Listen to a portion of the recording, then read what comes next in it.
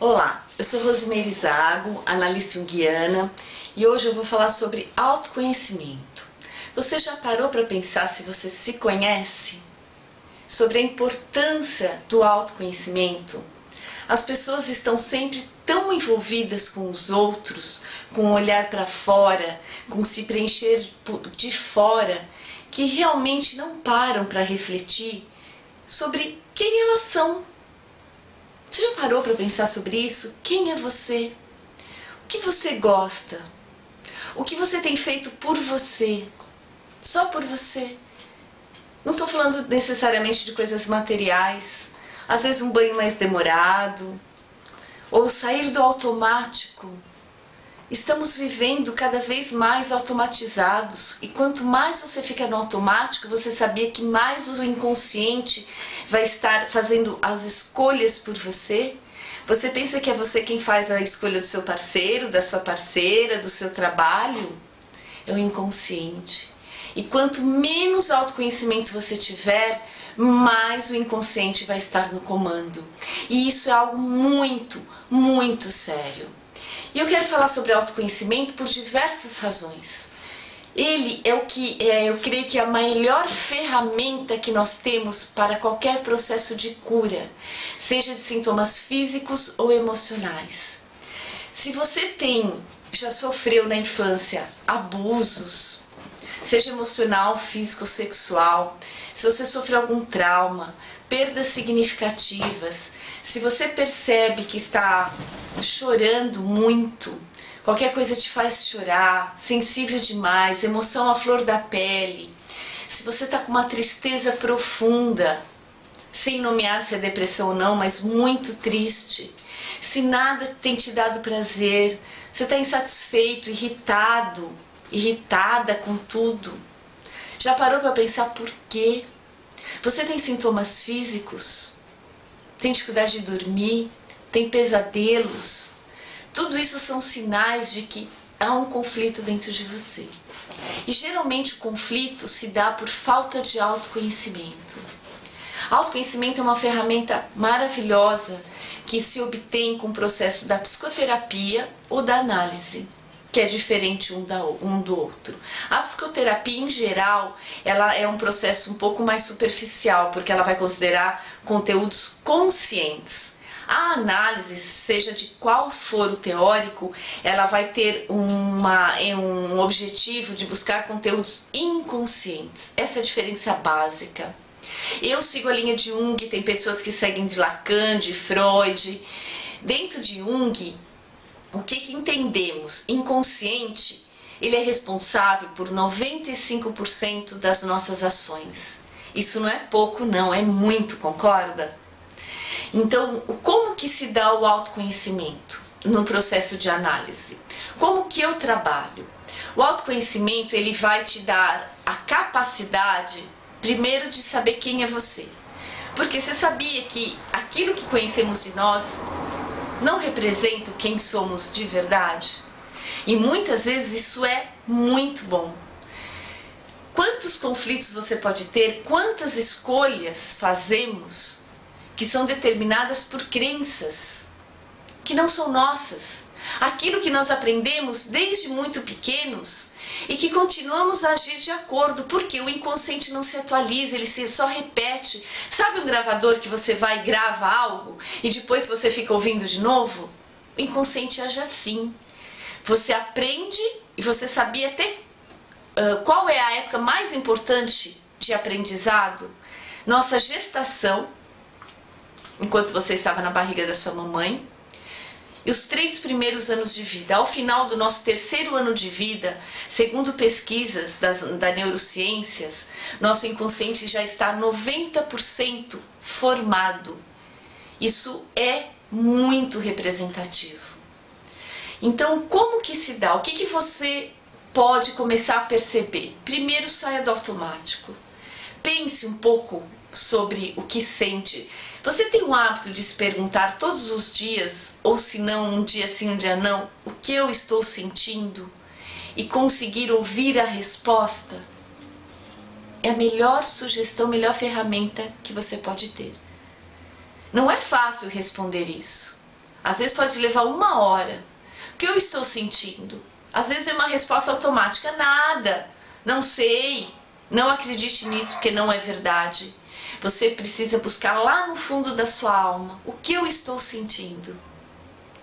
E qual a origem desse sentimento? Que pode ser algo atual, mas muitas vezes está relacionado com a origem lá nos primeiros anos de vida, que simplesmente algo que aconteceu agora foi apenas um gatilho para te fazer sentir aquele sentimento que você conhece há muitos anos, mas não se dá conta porque você vive no automático. Então eu vou te explicar como se dá o processo de autoconhecimento. O que é importante entender? Quando nascemos, vamos considerar como nascemos essência. A criança, como diz Jung, dentro de toda a teoria dele da criança interior, nós somos todos crianças divinas. Você foi e continua sendo, porque ela está dentro de você, uma criança divina, você sabia? Por mais que você diga, mas eu me acho horrorosa, me acho feia, tive muitos problemas, minha autoestima está lá embaixo, ainda assim você foi e continua tendo uma criança divina. Essa é a parte boa do autoconhecimento. E é nela que nós queremos chegar, nessa criança divina que ficou perdida. O que o autoconhecimento te propõe, te leva a descobrir a pessoa que você nunca devia ter deixado de ser. E por que deixamos de ser? Pela própria educação.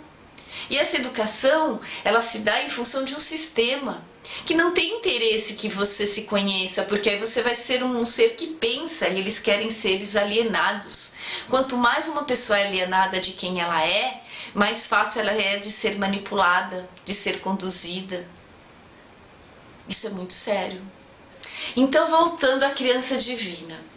Aí, gestação, tudo que acontece, tudo que a sua mãe sente, tudo que seu pai faz sua mãe sentir, positivo ou negativo, você, enquanto bebê dentro da barriga da sua mãe, vai sentir. E tudo isso está registrado até hoje no teu inconsciente, quer você lembre ou não. Geralmente não lembramos.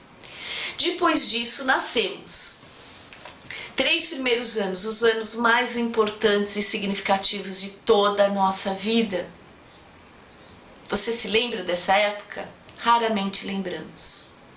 Aos 6, 7 anos começa a ser desenvolvido pelo inconsciente o que nós chamamos de máscaras, que são o quê? Proteções para nos fazer suportar as dores pela educação e, como muito bem diz Alice Miller, pela deformação que sofremos desde muito cedo.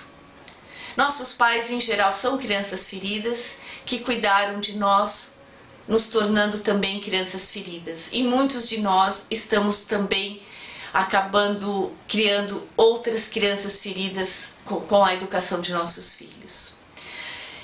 Isso é fato. Automaticamente essas máscaras são criadas e elas continuam por toda a vida a serem utilizadas, mas é como você não tem essa consciência, você não tem autoconhecimento, você não tem informação. Imagina você entrar no quarto escuro todo dia para pegar sua roupa de vestir. Você pode até sentir pelo tecido, se é uma roupa fina ou grossa, mas você pode sair um pouco fantasiado.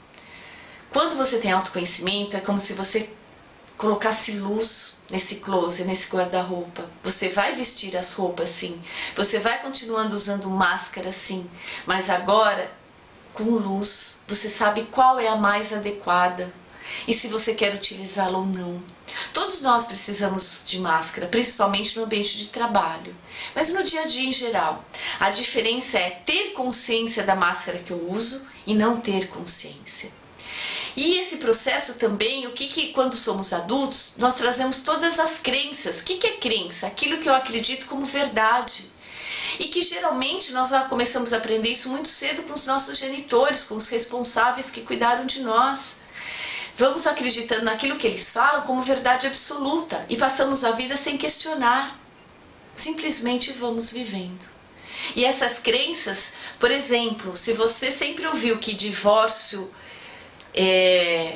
não é coisa da nossa família, isso não existe na nossa família, e você pode estar com um marido violento que te bate ou bate nos seus filhos, e você não se permite divorciar e não consegue identificar que é pelaquela crença, pelaquela verdade que um dia te ensinaram como verdade, mas que não é a sua verdade, mas que necessariamente não cabe no momento presente. E por isso que as crenças precisam ser atualizadas. Por isso que precisamos buscar a origem das nossas dificuldades, das nossas escolhas, e que geralmente estão nos nossos primeiros anos de vida. E isso você só tem acesso com um bom profissional. Realmente, quando for procurar um profissional, tem indicações. Eu estou sempre recebendo no consultório pessoas com relatos tristes, para não dizer lamentáveis, de históricos, de postura, de pessoas que se dizem profissionais e que na verdade só trazem mais traumas para a pessoa.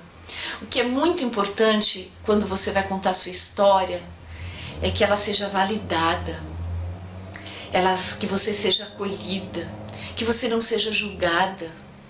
E nem sempre as pessoas sabem fazer isso.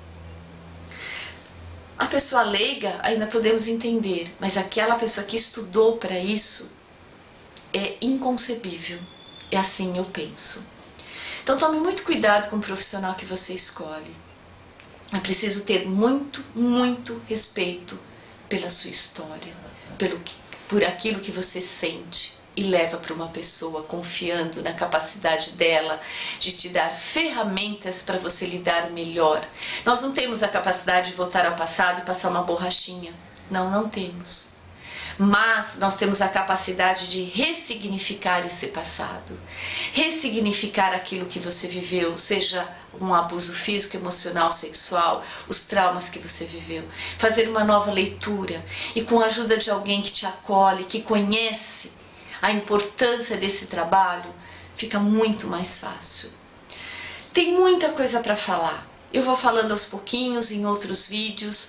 Hoje eu só quero te pedir que você tome como hábito perguntar-se todos os dias o que eu estou sentindo e ouvir a resposta. Querer de fato saber essa resposta. E o que você começar a identificar, escreva. Faça um caderno ou no computador de anotações. O importante é você registrar, porque você pode esquecer. Como seus sonhos também, pode vir respostas durante seus sonhos. Anote, porque quando você for encontrar um profissional, ele vai dar muito valor a esse material. É um material riquíssimo.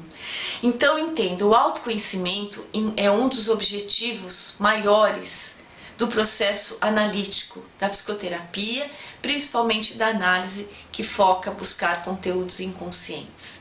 E como geralmente não lembramos da nossa infância, porque o que predomina é o nosso inconsciente nos nossos primeiros anos de vida, temos sim a consciência, mas o inconsciente é que predomina, a tendência é esquecermos. Mas se tivermos condições de acessar conteúdos do inconsciente, muitas lembranças se tornam sim inconscientes. Eu vejo isso com muita frequência no consultório. Não é garantia, mas a maior parte das pessoas que se comprometem com o trabalho, que isso é um diferencial, não é só o profissional que se compromete, mas você também se compromete, o inconsciente começa a responder. É que eu falo, o inconsciente responde automaticamente muito rápido.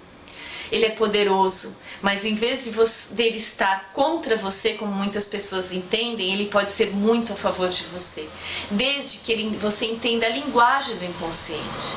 Que esse é um diferencial que eu faço questão de ter nos meus atendimentos, que é explicar como funciona a psique. E que nem sempre as pessoas que atendem, os psicólogos, eles se dão a esse trabalho. Porque quando você entende o funcionamento da psique, você entende muito melhor o processo. E eu vejo isso nitidamente quando eu dou uma palestra e tem pessoas que eu atendo e pessoas que são atendidas por outros profissionais, a diferença. Esse é um diferencial que eu prezo muito. Fazer com que as pessoas entendam qual a diferença do consciente com o inconsciente, como se interpreta um sonho. Porque quando nós vamos fazer um processo de imaginação ativa, o que acontece com o seu cérebro, como são formadas acostumadas às máscaras. Em geral, os profissionais só querem te conduzir. A vida é sua. Quem tem que conduzi-la é você. Nós só podemos estar ao seu lado te acolhendo, estendendo a mão e te dando um número maior possível de ferramentas. É a isso que eu me proponho no meu trabalho. Foi muito bom estar aqui com você. Eu volto em breve com outros vídeos, com outras explicações. Se você quiser mais conteúdo, acesse o meu site rosemeirizago.com.br. Lá tem muito material. Acesse a página de Inconsciente na aba Meu Trabalho. Tem muito material importante que você pode se beneficiar muito. Qualquer dúvida, escreva para mim por todos os canais, entre no meu Facebook, na minha fanpage, não no meu pessoal, no meu profissional. Sempre tem novidades. Ou me escreva. Eu vou gostar muito de te ouvir e se eu puder te orientar, conte comigo. Um beijo e até breve.